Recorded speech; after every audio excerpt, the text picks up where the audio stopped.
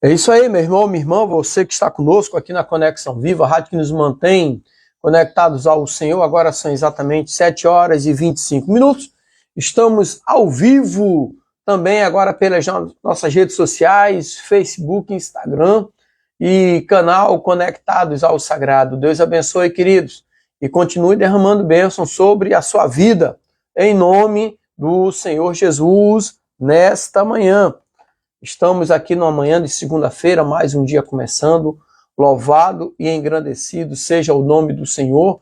E você que está conosco também agora, nos acompanhando diretamente pelas nossas redes sociais. Deus abençoe e derrame bênção sobre a sua vida também, meu irmão, minha irmã, nessa manhã de segunda-feira, 24 de junho de 2024.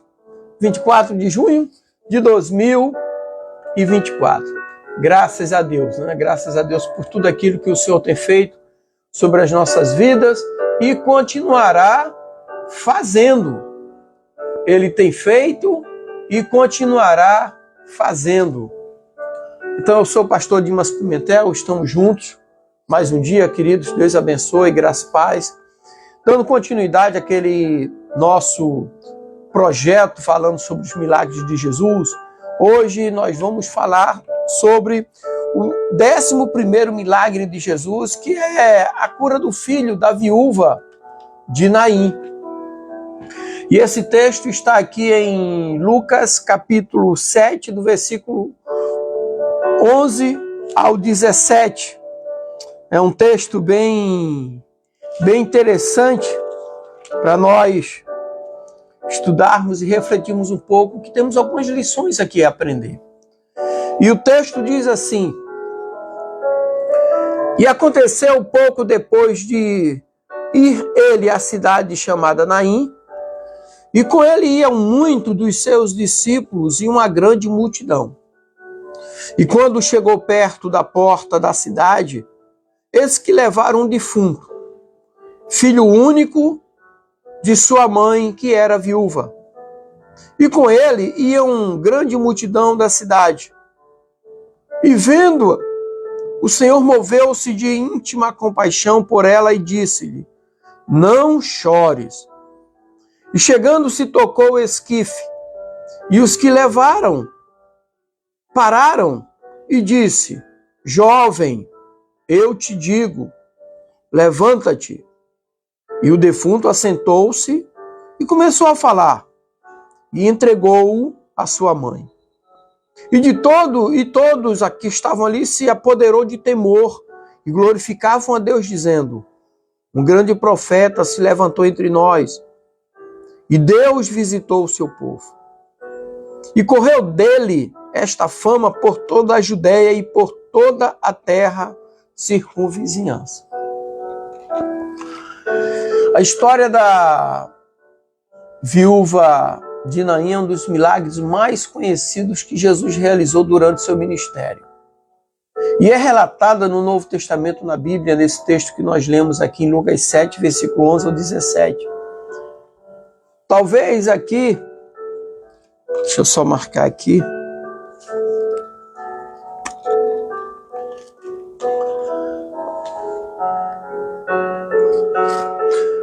Talvez nunca saibamos quantas pessoas Jesus realmente ressuscitou.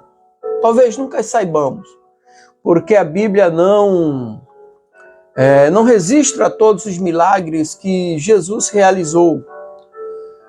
Mas é maravilhoso aprender sobre o poder de Deus por meio das histórias da Bíblia. O resumo dessa história é que Jesus tinha acabado de terminar o Sermão da Montanha. E ele decidiu ir a outro lugar para ministrar. E Cafarnaum foi a sua escolha. As multidões do monte ainda o seguiam naquele momento. E enquanto estava em Cafarnaum, ele decidiu visitar uma aldeia chamada Naim.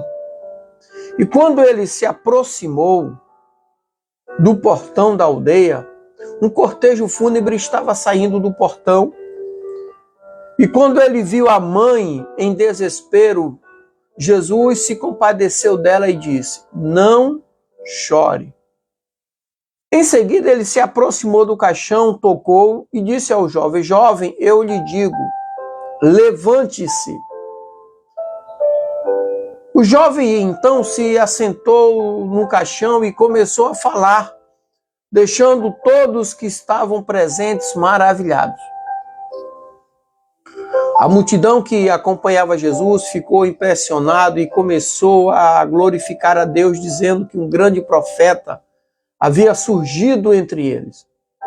E a notícia sobre o que aconteceu se espalhou por toda a região da Galileia.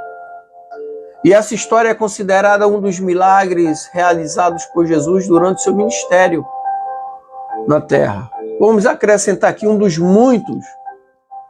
Então ela é frequentemente citada como um exemplo de poder de Jesus, um exemplo de trazer a vida de volta aos mortos, como uma demonstração de sua compaixão e amor pelas pessoas.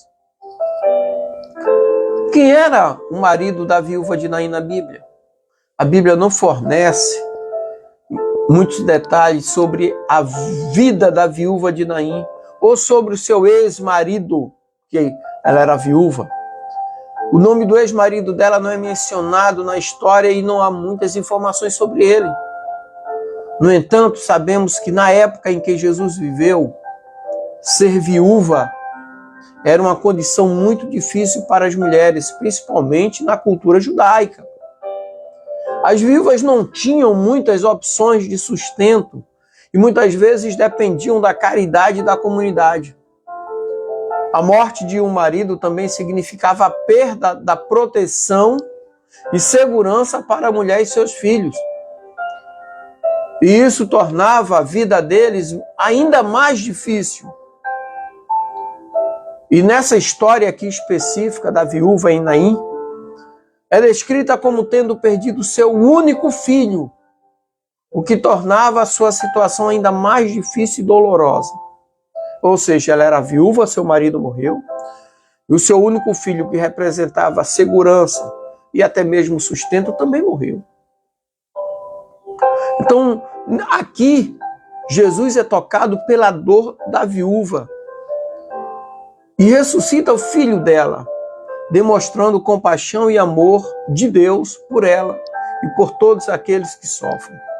Aqui Jesus não falou: tua fé te curou, perdoados estão os teus pecados. Jesus simplesmente foi levado pela dor que aquela mulher estava sentindo. Qual foi a causa da morte do filho da viúva de Naim? A Bíblia não especifica qual foi a causa da morte do filho da viúva de Naim. A história aqui de Lucas, capítulo 7, versículo 1 a 11, relata que Jesus estava se aproximando da cidade de Naim, quando viu uma multidão, um cortejo, saindo da aldeia, carregando um caixão. E dentro do caixão estava o corpo do filho da viúva que tinha morrido. E embora não saibamos a causa específica da morte do jovem, aqui o que interessa é que a história destaca o sofrimento e a dor que a mãe estava passando. A viúva havia perdido o seu marido e agora estava perdendo o seu único filho. Isso tornava a situação dela muito difícil e dolorosa.